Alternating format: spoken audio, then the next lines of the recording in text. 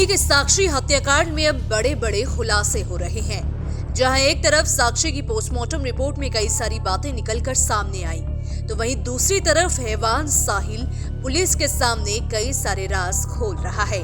वहीं अब पता चला है कि आरोपी साहिल रविवार सुबह से ही साक्षी की हत्या की ताक में बैठा था। पुलिस को सीसीटीवी कैमरे की फुटेज में इसके सबूत भी मिले हैं। आरोपी ने बताया है कि वो 3-4 दिन से हत्या की योजना बना रहा था। उसके निशाने पर साक्षी ही नहीं बल्कि प्रवीण और 2-3 कई सारे युवक भी थे। उसने 5 लोगों के कत्ल की सूची बना रखी थी।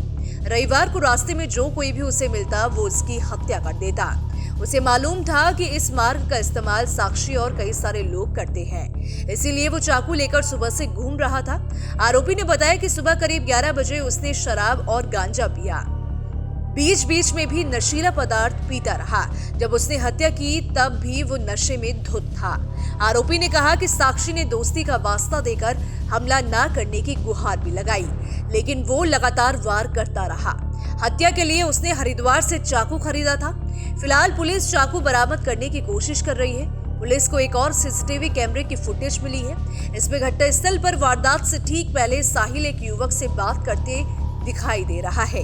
हालांकि पुलिस का कहना है कि साहिल पहले इसी इलाके में रहता था, इसीलिए घटना के समय जानने वालों के गुजरने पर वो बात कर रहा था। सार्वजनिक शौचालय के संचालक ने भी एक अन्य युवक के होने की पुष्टि की थी। फिलहाल पुलिस इस युवक से भी पूछताछ करेगी। आरोपी ने बताया कि वो हत्या के बाद रिठाला मेट्रो स्टेशन की तरफ चला गया।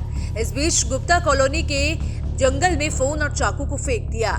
रात भर सड़क पर सोने के बाद तड़के बस से अपनी बुआ के गांव अटेरनी बुलंदशहर पहुंचा। हालांकि उसने अपनी बुआ को हत्या की बात नहीं बताई थी। DCP outer north Ravi Kumar Singh ने बताया कि हत्या की जांच के लिए पुलिस सभी वैज्ञानिक तकनीकों का इस्तेमाल करेगी।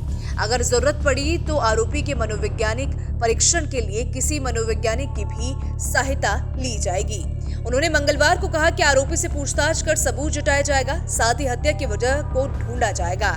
हत्या से पहले और उसके बाद साहिल के दिल्ली से बुलंदशहर तक पहुंचने की कड़ियों को जोड़ना भी है।